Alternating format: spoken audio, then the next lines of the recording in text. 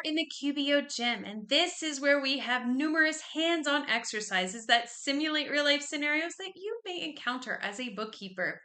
Each month covers a variety of new topics and scenarios, and to make it a little bit easier for you, we break it down into 4 different sections. So if you are looking to work on your bookkeeping skills, this is the place for you.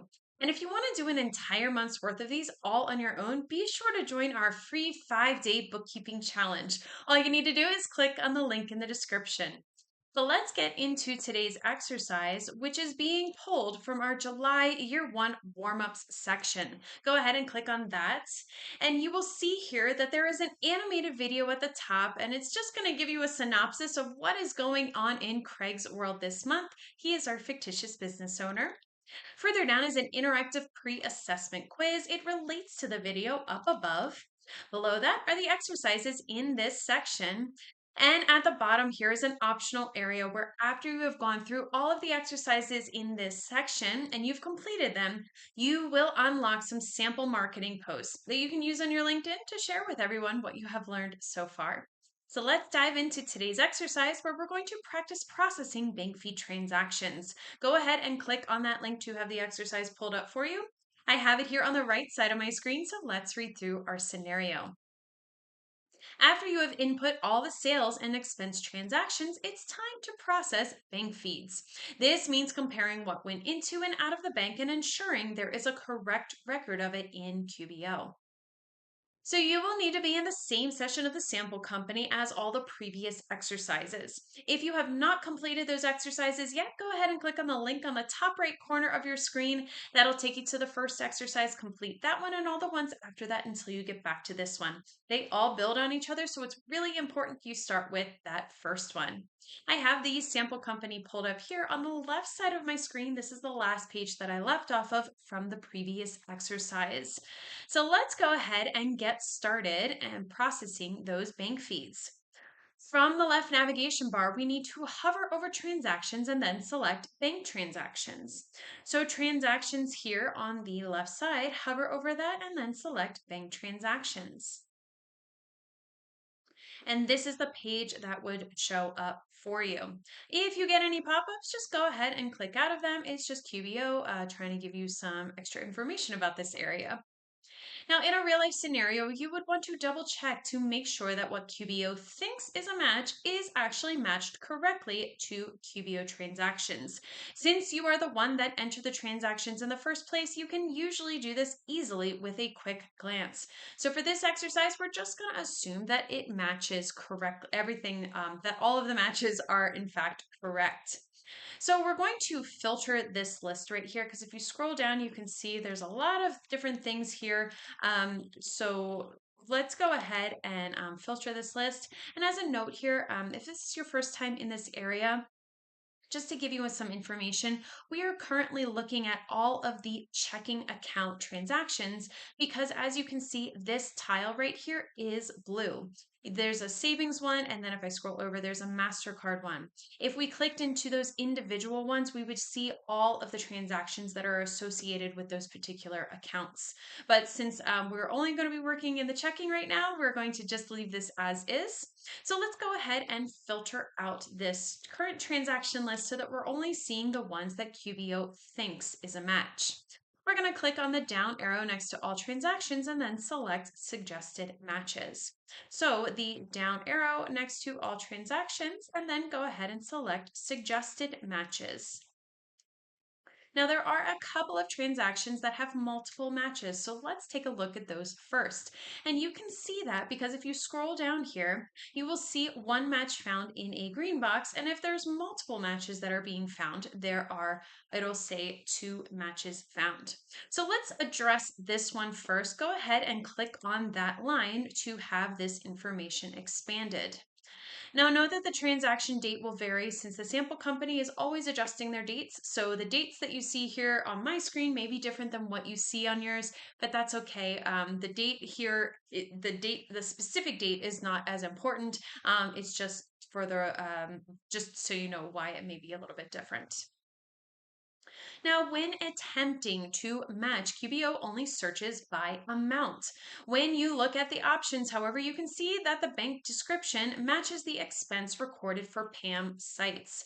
So the bank is not, or the QBO is only looking at amount. They're not looking at the dates. They're not looking at the person that it's for or the company. It is just looking for amounts. So that is why there are two potential matches here, because there are two different transactions that are for $75 each.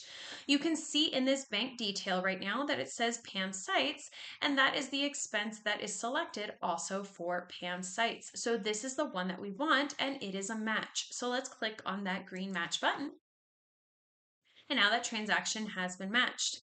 Now let's go ahead and look at the one for squeaky clean car wash. Let's scroll down to find that one. It's about halfway down. Once you find it, go ahead and select it so that we can have this information expanded. Now, note once again that there are two different transactions here, but they're different types and transaction dates. Select the one that matches the date of the bank feed. It should already be selected, and then you're going to click match. So the date that would be right here is the one that should match whatever the date is here. It is the first one here that is going to be the match. I know that because it says 6, and that's 6, and that one's 5. So but make sure that whatever date is here is matching the one here. Again, your dates may be different. So that is, it should be already selected. Go ahead and click on the green match button.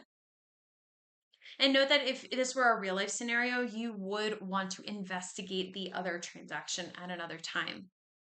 So now we only have single matches left on this list, so we can accept those matches in batch. So if I scroll through here, you can see it just has the green box that says one match found for every single transaction here. So let's click on the checkbox next to date to select all of the transactions. If you click on this box right here, you will see all of them are getting selected. And then we're going to assume that all of them are correct. So we're going to click on accept. That is in the black bar right here. Click on that. And now those 18 transactions have been matched. There are no more potential matches here on this list, so we're going to clear that filter. Go ahead and click on the X next to suggested matches. That is right here. Click on that X. And now we're just seeing the remaining 5 transactions that don't have a category, and it's not a QBO isn't sure how to match it. So, of the transactions that remain, Books by Bessie requires some investigation. So, you will leave that for now and ask Craig about it later. That's this one right here. There are 3 transactions for a rental. You can see that here. You recall from past experience that Ellis Equipment Rental changed their name a while back. And this is how they are still showing up on bank transactions. But there is a problem. The bank shows a deposit of $200 and a withdrawal of $1,200. You can see those right here.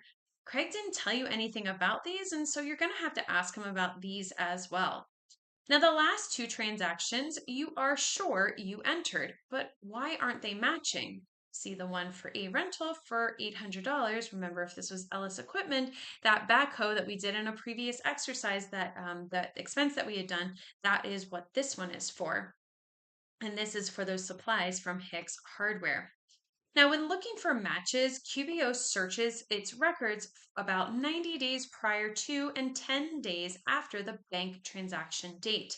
However, because the dates in the sample company are always changing, they will not match the date of the transactions you previously entered. So, to get these to match, you need to change the date of your previously entered transactions to the date of the transaction that appears, or as it appears here today. So, here's how we're going to do this. First, you need to take note of the bank fee transaction dates for this transactions. So this is giving you some example here. Just know that the dates that you see in QBO may be different. So be sure to use whatever dates you see in QBO. I'm going to expand this a little bit just so I can see what the actual date is here. So we have these 2 right here you need to take a look at and remember what those dates are for. For me, the A rental one is for 6/9, and for Hicks Hardware, it's 5/19. So we're going to look at the expenses. So from the left navigation bar, we're going to we're going to click on expenses. So let's go to that right here. You can hover over it and then click on expenses, or you can just click on expenses. So on the line for the Ellis equipment rental transaction, we're going to click on View Edit. And if you get any pop-ups, just go ahead and click out of them. The Ellis one is the fourth one down for me. So once you find that one, go ahead and click on View Edit. And then we're going to change the payment date to the date that you noted for Ellis equipment rental. For me, I need to change this to June 9th. Your date may be different, just make that change, whatever it is, and then click on Save and Close. So click the green Save and Close button. And now let's go ahead and click on the one for Hicks Hardware. So once you find that one, that is the third one down here for me. Scroll over to the side of it, go ahead and click on View Edit. And then in the payment date field, we're once again going to change the date to what was on the bank feed for Hicks Hardware. So for me, that was May 19th. Your date may be different. Once you have that, once you know what that date is, go ahead and put it in here. And then you can go ahead and once again click on Save and Close. Now that expense has been saved. So now let's go back to the bank feed and look at those transactions. So again, from that left navigation bar, we're going to hover over transactions and then select bank transactions. So hover over transactions, select bank transactions. And if we scroll down here, you will notice now that the two expenses that we entered previously are now matching here on the bank feed. So we're going to click on the checkbox next to each of those transactions. So click on that checkbox, click on that checkbox, and then we're going to go ahead and click on Accept. And now those two transactions have matched.